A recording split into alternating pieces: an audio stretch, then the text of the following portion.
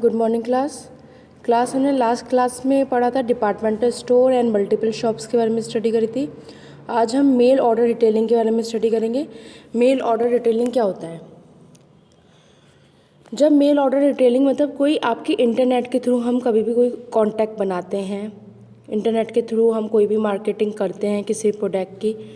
In mail order retailing sellers contact the potential buyers through advertisement and mail publicity.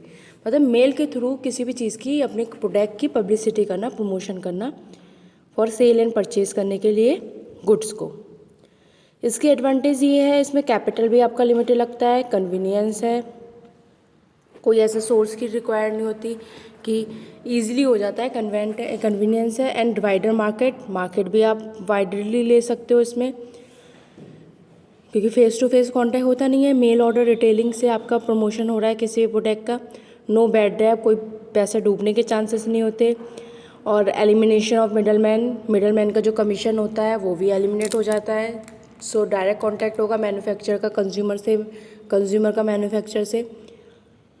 तो ये सारी problems नहीं face करनी होती। ये इसका पहला एडवांटेज, ये इसके एडवांटेजेस हैं। लिमिटेशन की बात करें तो पर्सनल कांटेक्ट कुछ नहीं होता, क्योंकि मेल और ऑर्डर रिटेलिंग का यही है कि कोई पर्सनल कांटेक्ट नहीं है। ओनली मेल पे आपने किसी प्रोडक्ट की पब्लिसिटी देखी एंड देन उसके थ्रू आपने कांटेक्ट करके गुड परचेज करा।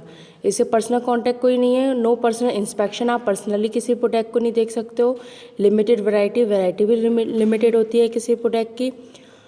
पोस्टल डिले, कभी कभी मेल्स कुछ डिले भी हो जाती हैं, रिप्लाई उसके डिले आते हैं, जिस कारण आपकी वो जो प्रोडक्ट पोस्ट होने वाला है वो भी डिले हो जाता है। हैवी एडवर्टीजमेंट कॉस्ट भी ज़्यादा चार्जेस लगते हैं। अब नेक्स्ट पॉइंट है हमारा consumer cooperative store. Consumer cooperative store जैसे हमने कोऑपरेटिव सोसाइटी पढ़ी थी कि आपकी कॉमन गुड्स को जिसमें सेलिंग एंड, जैसे कोऑपरेटिव सोसाइटी में क्या था कि हमारे जितना भी सोसाइटी थी वो कंट्रीब्यूशन करके एक एसोसिएशन डेवलप करती थी, दैन उसके बाद कोऑपरेटिव सोसाइटी थी वो हमारी। अब कोऑपरेटिव स्टोर क्या है? कोऑपरेटिव स्टोर में आपकी कॉमन गुड की सेलिंग एंड परचेजिंग होती है। मीन्स जितने भी हमारे कॉमनली हैं, it can be defined as a voluntary association of person based on cooperative principles by buying in common and selling in common. मतलब जो कॉमनली गुड्स हमारे सेल एंड परचेज होते हैं मार्केट में, रीजनेबल प्राइस पे, low operating cost होगी, cash sale में, कि आप जो नॉर्मली मार्केटिंग करने जो जाते हो वो चीज़ें इसमें आपकी इंक्लूड होती हैं। नॉर्मल टैक्स दोगे, नॉर्मल रेट चार्जेस होंगे, तो मतलब बिल्कुल जो आप नॉर्मल शॉपिंग करते हो। लिमिटेशन में अगर बात करें तो कैपिटल इसकी लिमिटेड है, एफिशिएंट मैनेजमेंट है। कोई ऐसा तो नहीं है कि उसमें स्पेशली कोई गवर्नमेंट मैनेज कर रही है या कोई ब्रांड मैनेज कर रहा है, तो एफिशिएंट भी मैनेजमेंट एफिशिएंट होता है मैनेजमेंट। लैक ऑफ इंसेंटिव्स भी ज़्यादा नहीं होते ऐसी कंज्यूमर कोऑपरेटिव स्टोर्स में।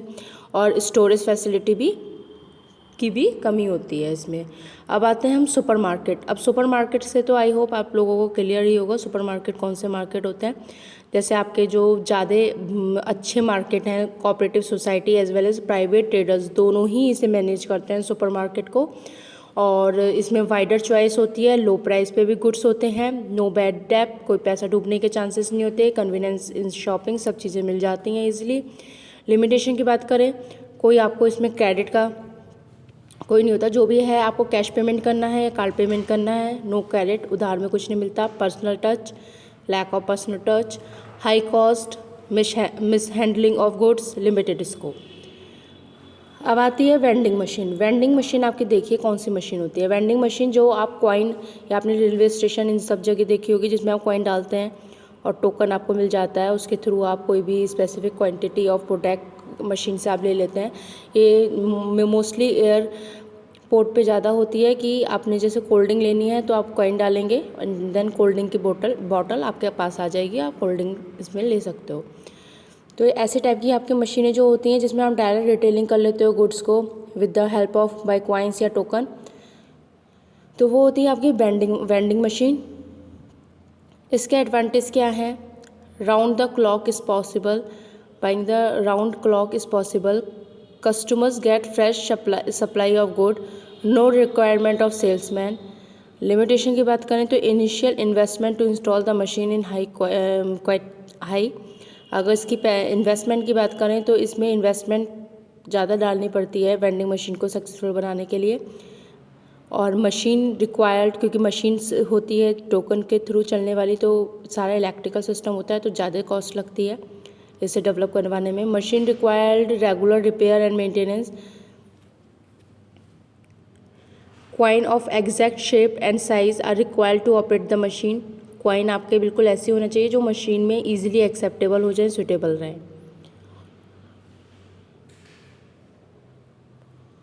अब आता है नेक्स्ट टॉपिक आपका main document use in internal trade. कौन कौन से डॉक्यूमेंट हैं जो आपके इंटरनल ट्रेड में यूज़फुल होते हैं। सबसे फर्स्ट डॉक्यूमेंट की हम बात कर लेते हैं इनवॉइस। इनवॉइस आपका क्या होता है, क्रेडिट परचेज स्टेटमेंट। आपको कोई भी चीज़ उधार में लेनी है सप्लायर से, सेलर से, तो आप उसे क्रेडिट परचेज स्टेटमेंट में सारे गुड्स को आप परचेज करोगे। उसकी क्वांटिटी, क्वालिटी, उसकी total value, sale tax, trade discount, जो भी उसमें वैल्यू है वो सब आपको एक बिल में और मेमो में आपको मिल जाएगा। वो आपका इनवॉइस बिल बोला जाता है या मेमो बोला जाता है।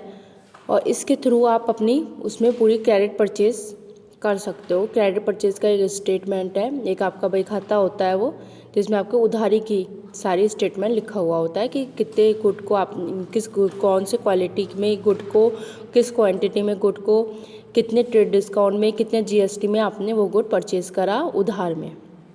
अब आता है प्रोफॉर्मा इनवॉइस।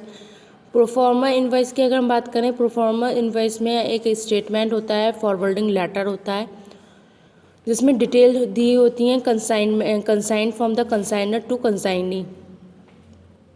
इसमें एक प्रोफॉर्मा इनवॉइस होता है जिसमें क्वालिटी, क्वांटिटी, मतलब एक दोनों जो कंसाइनमेंट देना होता है, कोई भी आपको कंसाइनमेंट या प्रोजेक्ट आपको कोई भी अलॉट करना है तो आप एक दूसरे किससे डील करते हो, तो वही चीज़ इसमें कंसाइनर कंसाइनी से एक प्रोफॉर्मा इनवॉइस मतलब एक तरीके से बिल बना लेता है, जिसमें वो प्रोडक्ट की क्वालिटी, क्वांटिटी, एजेंट के बारे में, उसकी मार्केटिंग के बारे में, उसकी सारी स्ट्रेटेजी के बारे में एक इनवॉइस बिल बनता है, जिसमें पूरी इन्फॉर्मेशन होती है कि किसके थ्रू गुड्स को सेल एंड परचेज करा जाएगा मार्केट में, कौन इसका डीलर होगा, कौन इसका रिटेलर होगा, किस, ये सारी जितनी भी इन्फॉर्मेशन होती है उस परफॉर्मा में बनाई दी जाती है, पूरे उसमें पूरी इन्फॉर्मेशन दी जाती है। फिर आता है डेबिट नोट। डेबिट नोट क्या होता है, एक लेटर होता है या नोट होता है जो सेंड करा जाता है बायर के द्वारा सेलर्स को, सेलर्स के अकाउंट में सेलर्स को सेंड किया जाता है।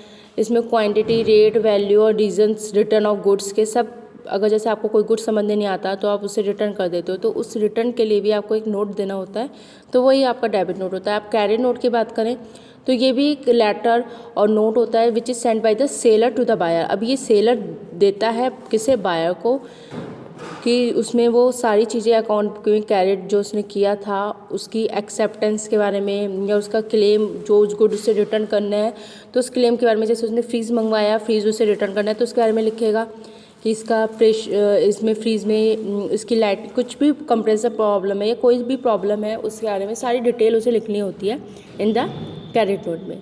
अब रेलवे रिसिप्ट की बात करें तो जैसे आपने स्टेशन वो देखे होंगे, रेलवे टिकट आप बुक करवाते हो, कभी उसे कैंसिल करना होता है तो उसमें पूरा रीज़न डालना होता है, तो वही चीज़ रेलवे रिसिप्ट्स में है।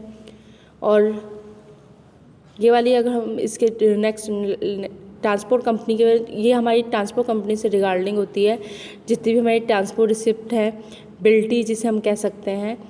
ट्रांसपोर्ट कंपनी में अगर कोई गुड आपका एक जगह से दूसरी जगह, लॉरी रिसिप्ट में आपका एक गुड से एक जगह से दूसरी जगह अगर गया है तो उसमें आप जो भी आपके ट्रांसपोर्ट रिसिप्ट है या बिल्टी है उसके बारे में सारी इन्फॉर्मेशन होगी।